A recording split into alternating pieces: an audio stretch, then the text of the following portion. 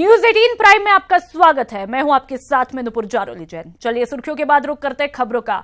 कांग्रेस का टिकट पर मंथन आज हुआ। कांग्रेस सीईसी की बैठक में दावेदारों पर मंथन हुआ और 120 सीटों पर उम्मीदवारों के नामों पर सहमति बनी। 15 नवंबर को फिर सीईसी की बैठक होगी और सीईसी की बैठक के बाद कुमारी शैलजा बोली कल तक आएगी कांग्रेस की पहली लिस्ट। आज बैठक में सबकी सहमति से नाम तय कर लिए गए। अहम खबर, कांग्रेस का टिकट पर मंथन आज हुआ। सीईसी की बैठक में दावेदारों पर मंथन चला और 120 सीटों पर उम्मीदवारों के नामों पर सहमति बन चुकी है। 15 नवंबर को फिर सीईसी की बैठक होगी और इस बैठक के बाद कुमारी शैलजा ने कहा कि कल तक कांग्रेस की पहली लिस्ट आएगी और आज बैठक में सबकी सहमति से नाम तय कर लिए गए हैं। आपको बता दें कि 7 दिसंबर को प्रदेश में विधानसभा चुनाव होने हैं। 7 संभागों के 33 जिलों के 200 सीटों पर यह चुनाव होने हैं और कल बीजेपी की पहली लिस्ट आ गई और आज कांग्रेस अपनी लिस्ट जारी करने वाली थी, जैसा कि ये कयास लगाए जा रहे थे। लेकिन दावेदारों को कहीं ना कहीं अब इंतजार और भी बढ़ गया है।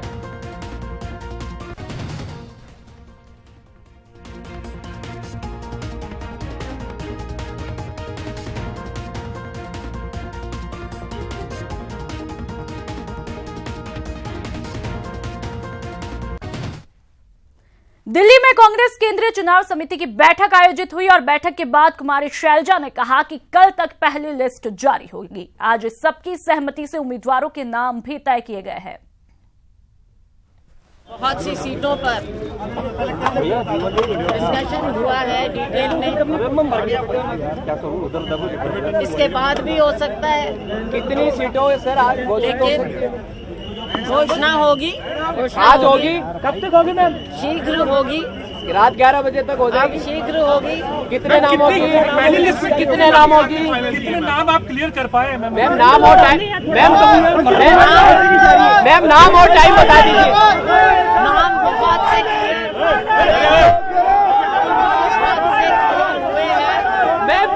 मैम आज कितने मैम आज की लिस्ट कितने बजे और कितनी होगी इतना बता दीजिए। आज कितने नामों की लिस्ट और कब होगी? कांग्रेस के राष्ट्रीय प्रवक्ता रणदीप सिंह सुरजेवाला ने जयपुर में रोजगार को लेकर वसुंधरा सरकार को घेरा। इसके अलावा बीजेपी के 131 कैंडिडेट की लिस्ट को सुरजेवाला ने पूरे तरीके से भ्रष्ट और दागी मंत्रियों की लिस्ट बताया। मामले को लेकर सुरजेवाला से बात की संवाददाता अरबाज अहमद ने। के अंदर कांग्रेस के दिग्गज नेता लगातार भाजपा सरकार का घेराव कर रहे हैं। आज रणदीप सिंह सुरजेवाला ने राजधानी जयपुर के अंदर रोजगार को लेकर के बुरी तरह से घेराव किया और यहां पर उन्होंने कई आरोप लगाए हैं। साफ तौर पर जो 15 लाख रोजगार की बात कही थी उसके आंकड़े पेश किए हैं और राजस्थान के जो हालात हैं वो सबसे बदतर बताए हैं देश के अंदर बेरोजगारी के मामले में। उनसे बातचीत करते हैं, किस तरीके से आप खंडन करते हैं जो सरकार ने, भाजपा सरकार ने जो आंकड़े पेश किए, 44 लाख आपने बताया, उन्होंने रोजगार की बात की और वो गलत आपने साबित की है पूरी तरीके से। आदरणीय मोदी जी 2 करोड़ रोजगार हर साल देने का झांसा कर सत्ता में आए थे और वसुंधरा जी 15 लाख रोजगार देने का वादा कर राजस्थान के युवाओं से सत्ता में आई थी। परंतु सच्चाई ये है कि श्रीमती वसुंधरा राजे जी ने राजस्थान के युवाओं से विश्वासघात किया और आज वो जुमलों की कारीगरी में ये झूठ बोल रही हैं कि उन्होंने 40 लाख रोजगार दिए। उन centre for monitoring of Indian economy जो एक निष्पक्ष संस्था है उसके मुताबिक देश में 20 साल में सबसे अधिक बेरोजगारी की दर है 6.6%। राजस्थान में चौंकाने वाली बात है कि यह दुगनी है। तो ये हैं रणदीप सिंह सुरजेवाला जिन्होंने सीधे तौर पर बेरोजगारी के मामले में राजस्थान की सरकार को घेरा है और कई सवाल खड़े करते हुए जो वचन पत्र है वो पेश करने की बात कही कि राजस्थान का युवा अब लफाजियों पर नहीं बल्कि वाकई में सच्ची जो पक्की नौकरियों के ऊपर यकीन करेगा और उन्हें वो मौका कांग्रेस की सरकार अगर सत्ता में आती है तो देगी। कैमरा पर्सन अमनदीप सिंह रंधावा के साथ में अरबाज अहमद, न्यूज 18 जयपुर। तो वहीं कांग्रेस की तरफ से रोजगार को लेकर बीजेपी पर लगाए सवालिया निशान पर बीजेपी ने पलटवार किया है। बीजेपी के प्रवक्ता सुधांशु त्रिवेदी ने कहा कि कांग्रेस बेरोजगार युवकों को बेरोजगार भत्ता देने की बात कर रही है। कांग्रेस और बीजेपी में यही अंतर है बीजेपी किसी प्रकार की बख्शीश देने के पक्षधर नहीं है, जबकि हमारा उद्देश्य क्षमता के अनुसार स्वरोजगार दिलाना है। बेरोजगार युवकों को बेरोजगारी भत्ता देंगे। देखिए, यहीं पर एक अंतर है हमारी सोच और कांग्रेस की सोच में। हम बेरोजगार युवकों को किसी प्रकार के भत्ता देने, जिसे एक प्रकार से बख्शीश कहा जाए, उसके पक्ष में नहीं है। हम उनकी क्षमता के अनुसार स्वाभिमान के साथ स्वरोजगार उपस्थित कराने के पक्षधर हैं।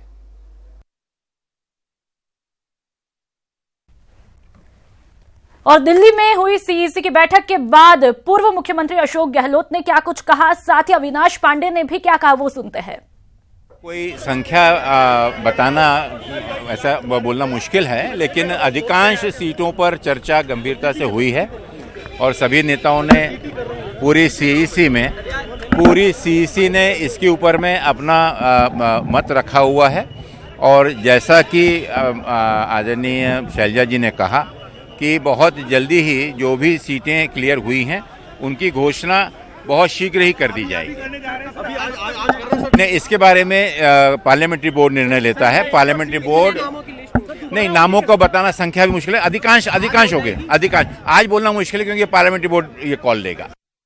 ये प्रक्रिया जो चलती है कांग्रेस के अंदर, वो प्रक्रिया स्क्रीनिंग कमेटी और सीईसी साथ साथ चलती है। अब देख रहे हैं कि 3-4 राउंड हो चुके हैं स्क्रीनिंग कमेटी के।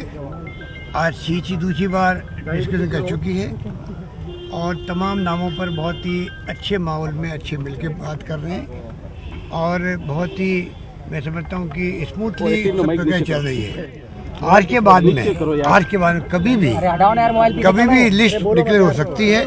ये स्थिति बन चुकी है कांग्रेस के अंदर। बीजेपी वाले जो अफवाह चलाते हैं सोशल मीडिया में भी और वैसे भी, वो उनकी फितरत है, हमेशा कांग्रेस के बारे में बात करते हैं वो लोग, जबकि वो अपना काम करें, हम अपना काम करें। और कांग्रेस का जीतना सुनिश्चित है राजस्थान के अंदर।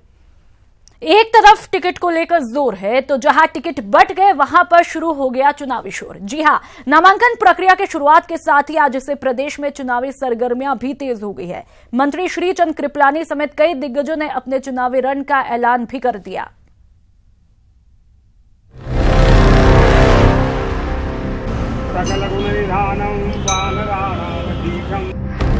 प्रदेश में विधानसभा चुनाव शुरू होने में अब 1 महीने से भी कम वक्त बाकी है। बीजेपी ने अपने उम्मीदवारों की पहली लिस्ट जारी कर दी है। इसके साथ ही नामांकन का दौर भी शुरू हो गया है।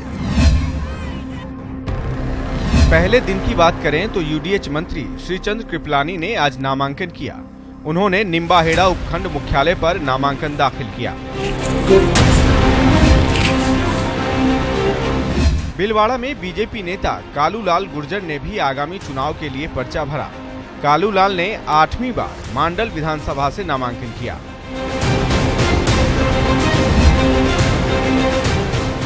बीजेपी छोड़ खुद की भारत वाहिनी पार्टी बना चुके घनश्याम तिवारी ने भी आज दोपहर करीब 1:35 पर सांगानेर क्षेत्र में चुनाव के लिए नामांकन भरा।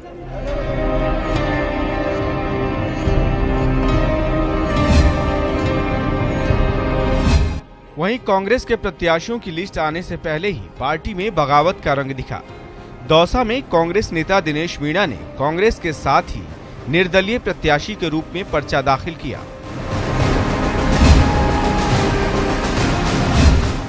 इस बार आम आदमी पार्टी भी राजस्थान विधानसभा चुनाव में हाथ आजमा रही है। पार्टी के उम्मीदवार हनुमान चौधरी ने आज नामांकन किया। उन्होंने बीकानेर के एसडीएम को अपना नामांकन सौंपा। बता दें कि नामांकन प्रक्रिया 19 नवंबर तक चलेगी और 20 नवंबर को नामांकन पत्रों की जांच होगी, जिसके बाद 22 नवंबर तक नाम वापस लिए जा सकेंगे। Bureau report, news 18 Rajasthan. Marudhara का महासंग्राम जीतने के लिए बीजेपी के स्पेशल 131 तैयार है। जल्द ही बाकी 69 रणबांकुरे भी इस टीम में शामिल होंगे, लेकिन अब अंतिम 69 में जगह बनाने के लिए बीजेपी में महामंथन जारी है। नए चेहरों के साथ ही जिनके नाम पर सस्पेंस है, वैसे दिग्गज भी अंतिम लिस्ट में जगह पाने की कोशिश में है।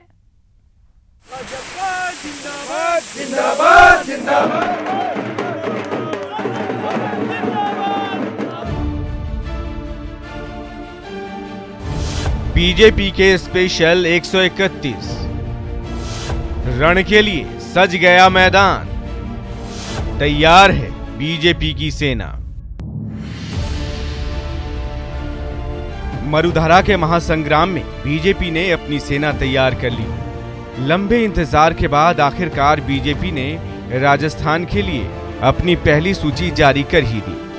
बीजेपी ने 200 में से 131 सीटों के लिए अपने उम्मीदवारों के नाम का ऐलान कर दिया है। बीजेपी ने इस लिस्ट में युवा और महिला चेहरों को मौका दिया है, वहीं पुराने चेहरों पर भी पार्टी का भरोसा कायम है। बीजेपी की पहली लिस्ट में 2 मंत्री समेत 23 विधायकों के टिकट कटे। पहली लिस्ट में महज 12 महिलाओं को मिला मौका। 33% की मांग कर रही महिलाओं को 10% टिकट। 32 युवा उम्मीदवार भी पहली लिस्ट में शामिल। बीजेपी ने 17 SC और 19 ST उम्मीदवारों को दिया टिकट। पिछले चुनाव में हाशिए पर धकेल दिए गए पूर्व मंत्री मदन दिलावर को पहली सूची में मिली जगह। पूर्व सांसद राम सिंह कसवा को उनकी पत्नी की जगह शार्दुलपुर से उम्मीदवार बनाया गया। बीजेपी की पहली लिस्ट में एक भी मुस्लिम उम्मीदवार को जगह नहीं। नागौर से मौजूदा विधायक हबीबुर रहमान का टिकट कटा। पूर्व मंत्री स्वर्गीय दिगंबर सिंह, स्वर्गीय सांवरलाल जाट और धर्मपाल चौधरी के बेटों को टिकट। उम्रदराज सुंदरलाल, कुंजीलाल मीणा के बेटों और देवी सिंह भाटी की बहू को मिला मौका।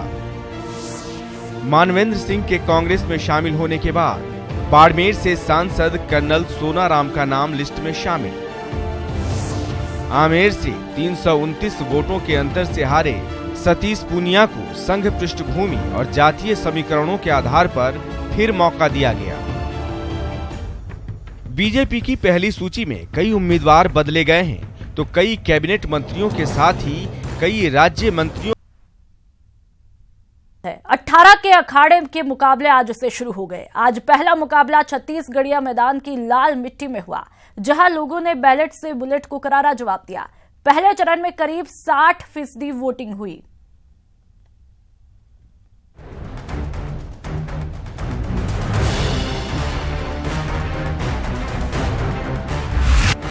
बंदूकें देख दुबके रहे बंदूक वाले, बंदूकें देख घरों से निकले वोट वाले।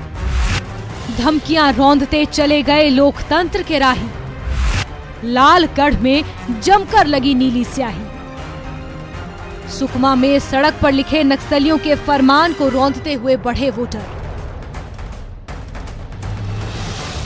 कोंडागांव में धमकियां लिखी दीवारों वाले कमरे तक वोट देने पहुंचे वोटर। दंतेवाड़ा में वोटरों ने नक्सलियों के खिलाफ नारेबाजी करते हुए किया मतदान। तो कई जगहों पर पहली बार वोटिंग कर जनता ने किया लोकतंत्र का सम्मान। दंतेवाड़ा जिले के कुआकोंडा विकासखंड के टिकनपाल में इस समय न्यूज 18 की टीम मौजूद है। यहाँ पर इस समय जो हमारी टीम यहाँ मौजूद है, या वही इलाका है जो नक्सल ग्रस्त इलाका के नाम से जाना जाता है। यहाँ पर नक्सलियों ने चुनाव का बहिष्कार भी कर रखा था, लेकिन लाल आतंक के विरोध में यहाँ पर ग्रामीण खुलकर सामने आए हैं। दंतेवाड़ा में दर्द बने नक्सली दुबके रहे, तो 5 साल पहले नक्सलियों ने जिस दरभा घाटी को सबसे गहरा दाग दिया था, वहाँ लोकतंत्र का जश्न खुलकर मनाया गया। इस वक्त जहाँ पे है ये झीरम घाटी का इलाका है। ये वो इलाका जहाँ से लगभग 5 साल पहले माओवादियों ने बड़े हिंसा का यहीं पे आगाज किया था। लोगों को डराने के लिए खौफ का मंजर क्रिएट करने की कोशिश किए थे, पर मैं कहूँगा दिखाएंगे यहाँ पे कि ककालगुर में जिस तरह से वोटरों का उत्साह है, चाहे पहली बार वोट डालने वाले, चाहे सियानमन जो बुजुर्ग हैं, बाकी लोग हैं, गांव के मुखिया हो, गरीब हो, सब लोग अपने बारी की इंतजार कर रहे हैं। ये नक्सलियों की धमकी को मोहला मानपुर वालों ने भी मुंहतोड़ जवाब दिया। किसी चौपाल की तरह नजर आ रही ये भीड़ दरअसल मतदान के लिए है। मोहला मानपुर विधानसभा क्षेत्र में ये भीड़ लगी हुई है मतदान के लिए। नक्सली चुनौती भी है यहाँ, लेकिन उतने ही जागरूक यहाँ के मतदाता भी हैं और ये भीड़ बता रही है कि किस तरह लोग अपनी बारी का इंतजार कर रहे हैं वोट डालने के लिए। और सबसे बड़ी बात यही यहाँ पे सामने आती है कि आतंक के बीच लोकतंत्र की जीत का सबूत ये बताता है। और जो मतदाता हैं कुछ उनसे हम यहाँ पर बात करने की कोशिश करते हैं। क्या पहली बार वोट डाल रहे हो आप? जी हाँ, पहली बार है। अच्छा, कितना जरूरी मानते हैं वोट डालना? जी, ये तो अपना अधिकार है जी, मत देने का। दंतेवाड़ा के इस मतदान केंद्र पर सिर्फ 17 वोट पड़े, मगर वो 17 वोट ही नक्सलियों को साफ संदेश है कि अब तुम्हारी बिल्कुल नहीं चलेगी, क्योंकि ये अरनपुर ब्लॉक के उसी नीलावाया गांव का मतदान केंद्र है जहां 30 अक्टूबर को नक्सलियों के हमले में एक मीडिया कर्मी सहित 2 सुरक्षा कर्मी शहीद हो गए थे। ग्रामीणों को वोट नहीं डालने की धमकी दी गई थी, जो धरी की धरी रह गई। अब ये तस्वीर देखिए, वोट देकर मतदान केंद्र से बाहर निकलते इस दंपत्ति की तस्वीर नक्सलियों का कलेजा छलनी करने वाली है, क्योंकि मताधिकार का इस्तेमाल करने वाला ये शख्स कभी नक्सलियों का एरिया कमांडर हुआ करता था। नाम है रमेश पोडियामी, जिन्होंने कुछ वक्त पहले अपनी पत्नी के साथ सरेंडर किया था और आज वो नक्सलियों को लोकतंत्र की कीमत समझाते नजर आ रहा है। आज रमेश खुद, जो कि कभी किसी जमाने में बदरन्ना के रूप में से जाने जाते थे, आज वो खुद इस लोकतंत्र के महाकुंभ में शामिल होने आए हैं, अपने मत का उपयोग करने आए हैं। हम रमेश से ही जानेंगे। रमेश, आपका अतीत जो है वो काफी भयावह था और वर्तमान बहुत सुंदर, क्या कहेंगे? जी, उसका यही डर है कि अभी दूसरा डिपार्टमेंट में काम कर रही है तो उसको वही डर था। वो पहले से उसको विरोध किया वाला व्यक्ति आज सामने आके बोलने में थोड़ा घबराहट। आप आज क्या करने आए हैं यहाँ पर? जी, मैं अभी मुख्य धारा में आया तो मैं लोकतंत्र का में शामिल होने के कारण मैं एक चुनाव देना चाह रहा था जी, कि वोट डालने आया। वोट डालने आया था। अच्छा प्रतिनिधि को सुनना चाहता हूँ कि विकास में उसका भागीदारी हो, मैं भी उसका भागीदारी बन के इस देश को विकास करने में और लोगों को सहयोग देने में मेरा भी भागीदारी रहे बोल के मैं चुनाव में शामिल होने आया। रमेश ने जो कुछ कहा और लालगढ़ की जनता जिस तरह उंगली पर नीली स्याही लगाने को उमड़ी, वो साफ करता है कि ना तो अब लोग नक्सलियों से हमदर्दी रखते हैं, ना ही वो उनसे खौफ खाते हैं। दंतेवाड़ा से अब्दुल हमीद, राजनांदगांव से देवव्रत भगत और जगदलपुर से विनोद कुशवाहा के साथ प्रकाश चंद्र होता, न्यूज़ 18 बस्तर। और इस बुलेटिन में फिलहाल इतना ही। नमस्कार।